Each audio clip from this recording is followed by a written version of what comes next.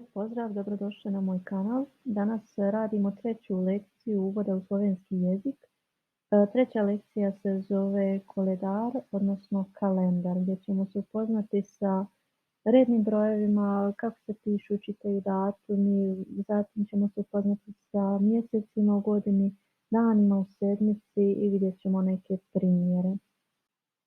Prije nego što krenem sa objašnjenjima o samim datumima i svemu ostalom, prvo da se upoznamo sa nekim osnovnim pravilima kad je u pitanju pisanje dana i mjeseca.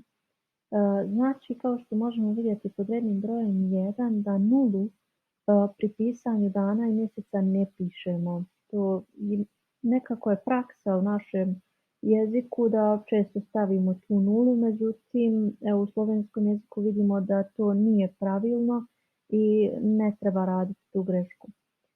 Drugo pravilo je da za tačkama u datumu napravimo nevidljivi razmak.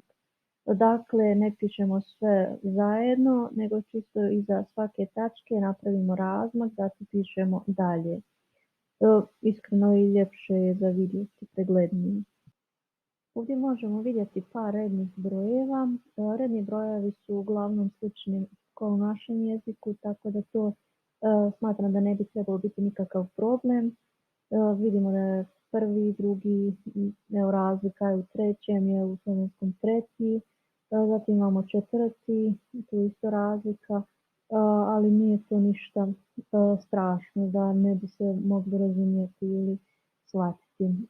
Zatim, poslije broja 10, idemo, sve su isti brojevi redni kao i u našem jeziku, samo je malo izgovor drugačiji. Na primjer, ako imamo 17, to po slovenski ćemo reći 17, ili zatim 18, 19, 20 i tako naprijed.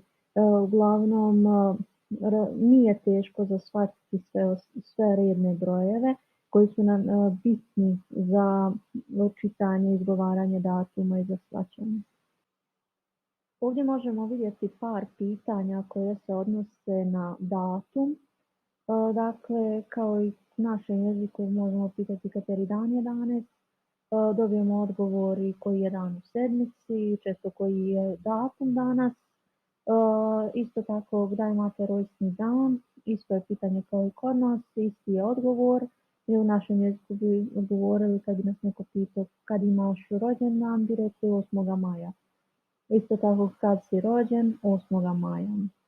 Mala razlika u ovom pitanju koje možemo vidjeti katerega smo danas, znači, mislim da u našem jeziku nije zastupljeno takvo pitanje. U našem jeziku uglavnom pitamo koji danas je datum i dobijemo odgovor koji je danas datum. Međutim, u slovenskom jeziku, odnosno u Sloveniji, često ćemo čuti katerega smo danas i odgovor se očekuje da je datum.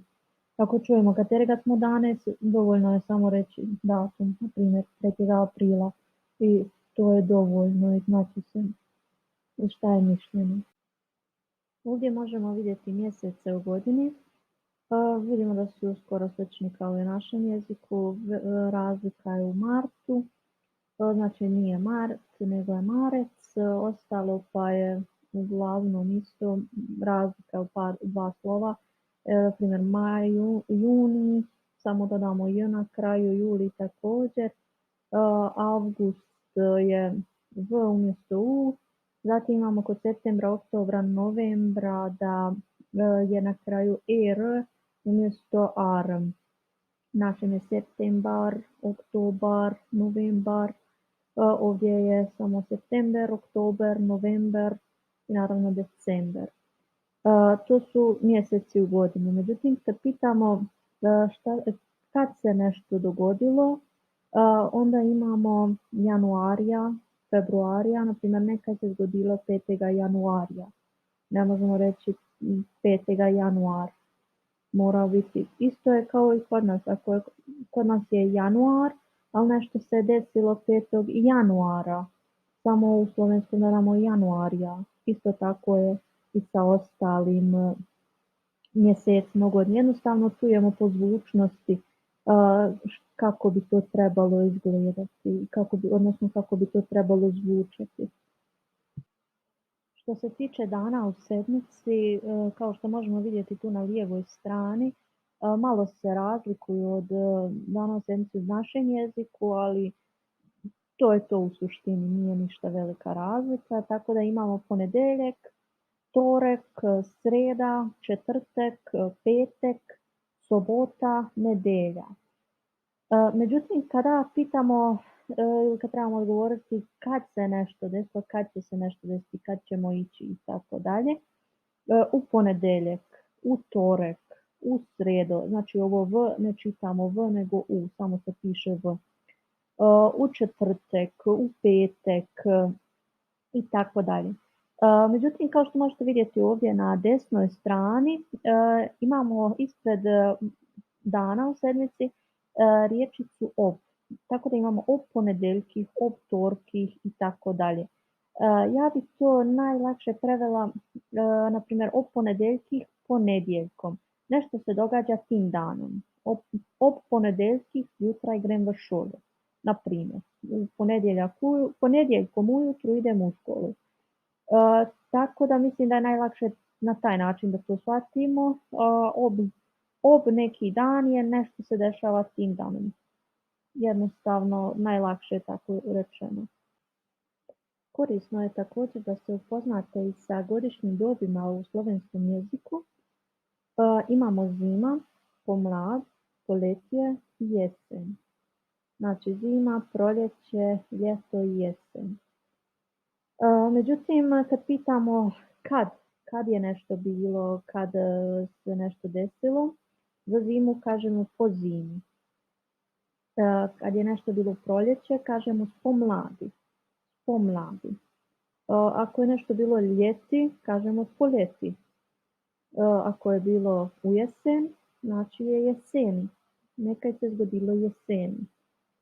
Ali pa lani spomladi smo šli v hribe. Jednostavno, to su odgovori na pitanje kad.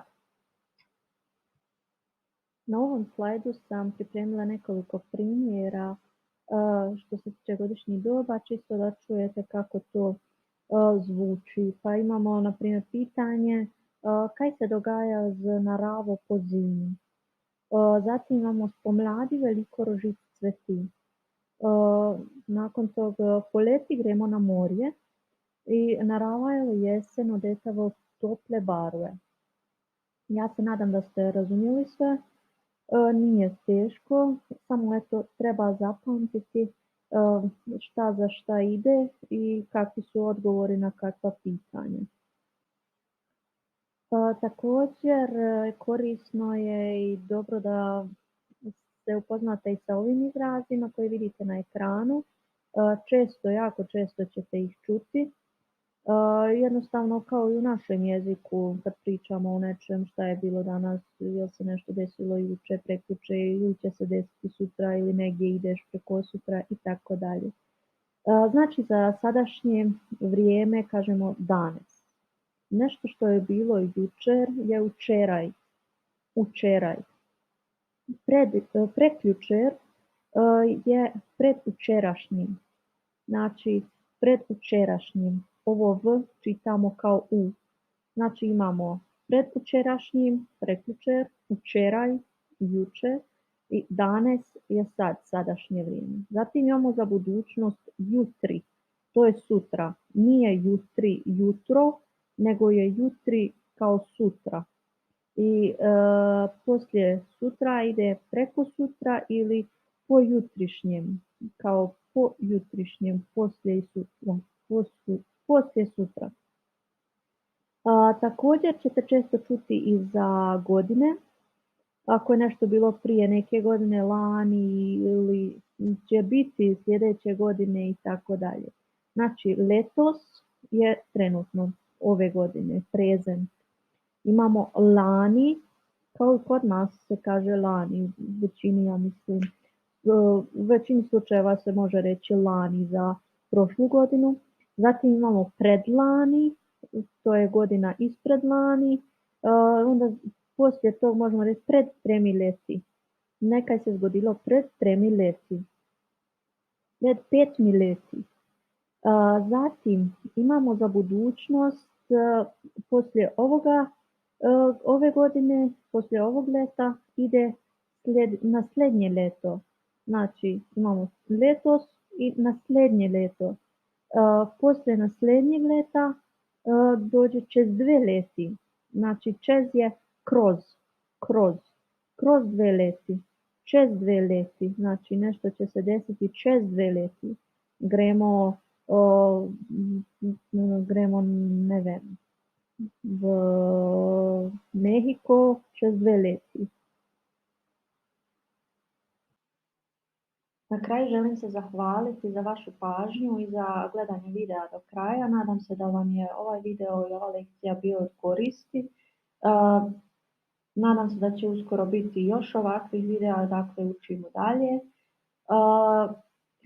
Htjela bih vas zamoliti za neku povratnu informaciju u vidu lajka, komentara, pretplate, čisto da dobijem neki dojam da li je ovakav način koji sam ja zamislila da radim ove lekcije dobar ili nije, ili trebam nešto popraviti. Pa hvala unaprijed i svako dobro i sretno sa učenjem slovenskog jezika.